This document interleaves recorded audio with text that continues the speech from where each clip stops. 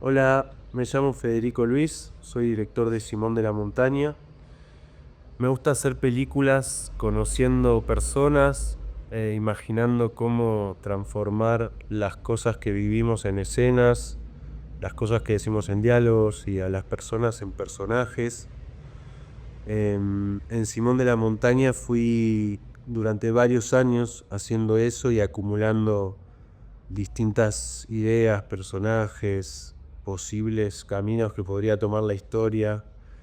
Quizás un momento definitorio fue un desayuno que compartí con Pehuen Pedre, que es uno de los actores de la película y también Alma para mí, una persona que me inspiró mucho, en la que él me propuso que nos fuésemos de viaje a Mar del Plata, que es una ciudad balnearia muy popular en Argentina.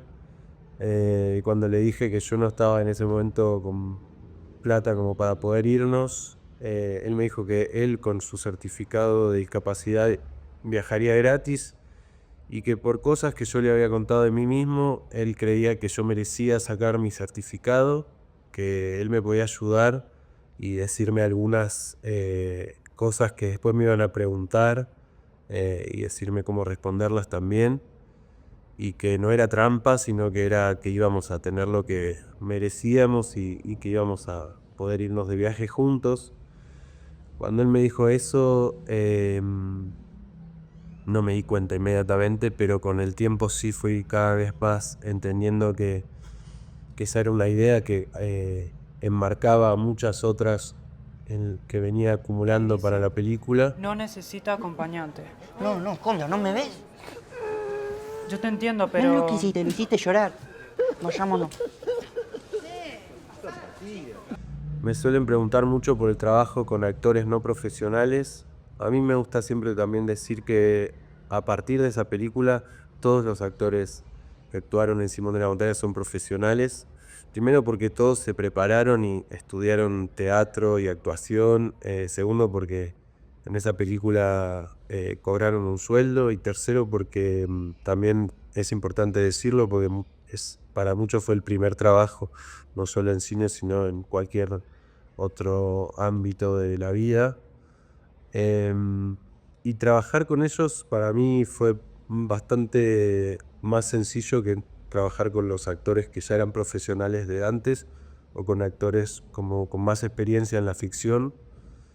Quizás porque al poner una cámara, la cámara enseguida sentía un nivel muy alto de verdad en los actores con condiciones mentales o físicas diversas, y en los actores que son dos o tres, los más profesionales o profesionales desde antes, era difícil que puedan alcanzar ese mismo nivel de verdad. Y el trabajo entonces fue más con esos actores convencionales. Simón es un personaje que, como muchos jóvenes o adolescentes, no encuentra un lugar en el mundo en el que pueda encajar y lo va buscando. Uno podría imaginar que antes probó otras cosas, grupos de juegos de cartas, grupos de fútbol, grupos de danza, y que quizás lo llamativo es que lo encuentra en un centro de día en donde se hacen actividades como natación, paseos en la montaña, actuación, pero para personas con diversidad ¿Hay una funcional. capa? No, no hay capa, Ornella, el tuyo es el otro traje. Pero a mí no me gusta. Y bueno, pero lo tenemos que usar porque somos actores. Simón de la Montaña también es una de las últimas películas que fue apoyadas por el Instituto de Cine Argentino en la gestión anterior. Como es sabido, la gestión actual fue desmantelando el Instituto de Cine y ubicando al cine como un enemigo público, como un símbolo de todas las cosas que el Estado no debería apoyar.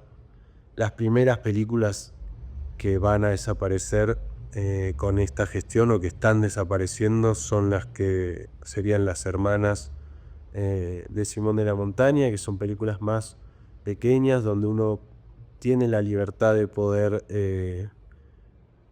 expresarse sin tanta presión del sector privado y de los deseos de las plataformas. Así que quizás si tienen la oportunidad de ir a verla en el cine, estén apoyando un cine que necesita de su apoyo. Muchas gracias.